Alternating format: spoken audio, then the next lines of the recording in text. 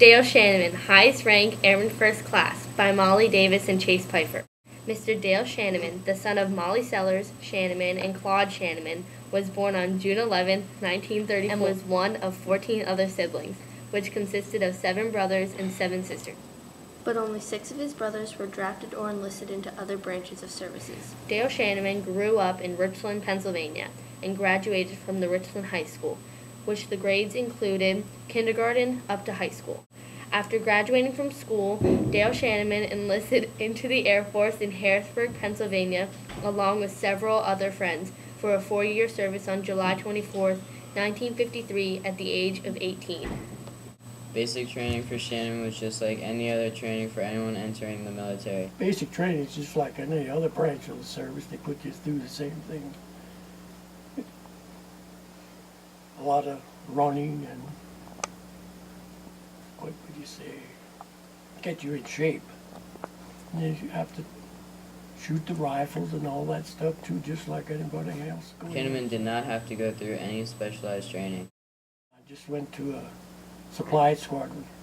You had to take a test during that time to see what they wanted. And after that was almost like any other for Shanaman and for other members of the military. Go to breakfast, just like any other thing, and then you go to your job. To basic training at Sampson Air Force Base at Lake Geneva, New York, Shanaman was assigned to Brooks Air Force Base in San Antonio, Texas for 1 year.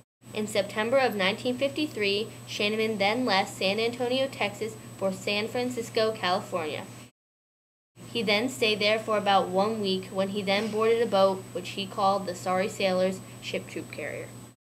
He then took a 10-day voyage to Japan and then flew to Yeongdong-po, Korea. Then worked at the K-14 Air Force Base. While in Korea, the Air Force members that Shanaman was with adopted kids and would feed them and take care of them. Sometimes Mr. Shanaman's mother would send over clothing for the children they took care of while in Korea. Even though Shanaman was in the Air Force, the flight to Korea was one of the 2 times he ever flew during his 4 years of service. Well, they were nice people. They were really backwards from us. I wouldn't have wanted to live like they did, in thatched huts and heat in the ground, and that was it.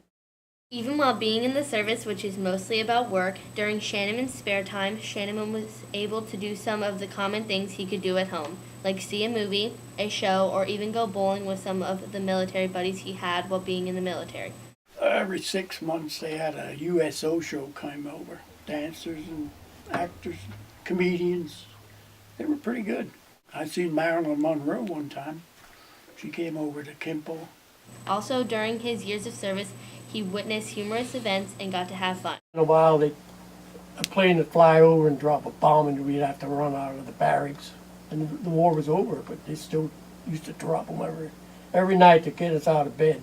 Also, while in the service, members never truly had an official required uniform, and you were given multiple outfits.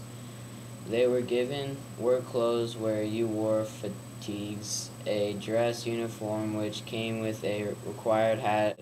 Military members only had to wear the dress uniform during a parade or when representing the United States military. It was required to wear a U.S. badge/pin on each side of your collar. Those are standard in all the military, like the Army has the same thing. Shanaman's next tour of duty was at Kimpo Air Force Base K-14 in Korea, where he was stationed for 1 year. He said it was one of the coldest winters he had had to live through. Dale Shanaman was then flown to Japan to board on another ship to go back to Busan, Korea. When Shanaman then left Busan, they hit a tropical storm, which made him very seasick. Shanaman said he was glad he did not join the Navy. 13 days later, Shanaman arrived in Seattle, Washington. Shanaman's next assignment after that was at Clovis Air Force Base, New Mexico, which is said to be nothing but tumbleweeds and sand. He then went TDY, which is Temporary Duty Yonder, to Wendover Air Force Base, Utah. This duty was where Shanaman lasted for the rest of his Air Force military career.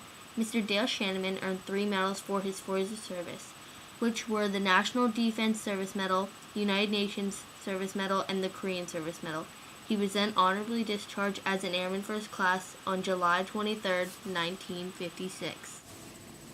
Shanaman returned back home in Richland, Pennsylvania, which in less than 2 years, at the age of 24, he married Donna Lacer, age of 18, who is the daughter of Leonard Lacer and Vivian Orner Lacer. Dale and Donna Shanaman then had 6 children, which consisted of 2 sons and 4 daughters. None of Shanaman's children joined in any branch of service. Shanaman said that he truly pitied the men who were killed and what they had to go through during war.